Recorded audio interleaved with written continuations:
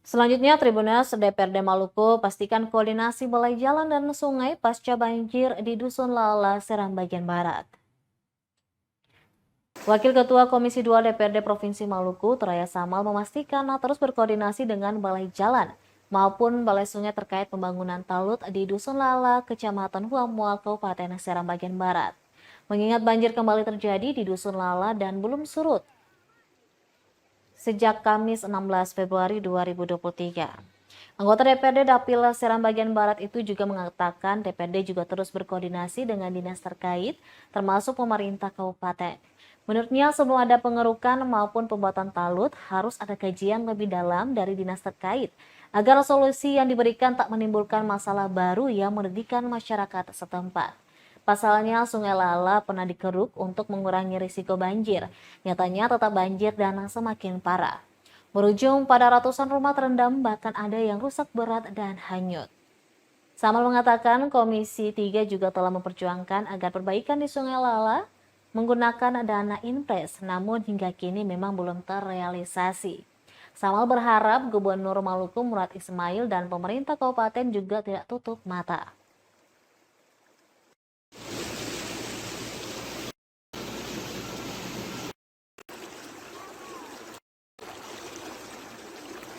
Mereka pengen secepatnya, kita juga tidak bisa segampang kita membalik telapak tangan ya, karena semua ini dia prosedur.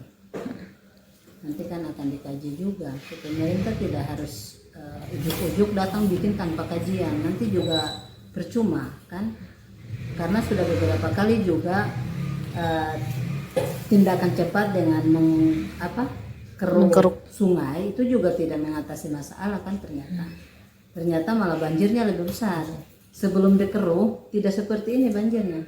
Setelah beberapa kali dikeruh pasca banjir itu ternyata banjirnya lebih besar dan korbannya lebih banyak, rumahnya yang hanyut. Saya sendiri sudah ke sana dan kasih bantuan ya sebisa kita bantu, dan untuk bagaimana penanganannya itu ya tetap akan dikoordinasikan dengan dinas terkait dan juga pemerintah daerah.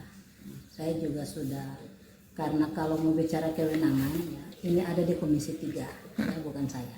Tapi karena saya sebagai wakil rakyat dari sana, kewajiban saya juga harus menyampaikan persoalan ini ke pihak-pihak yang terkait, misalkan Komisi 3.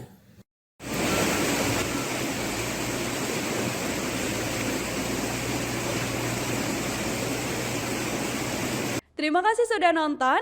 Jangan lupa like, subscribe, dan share ya.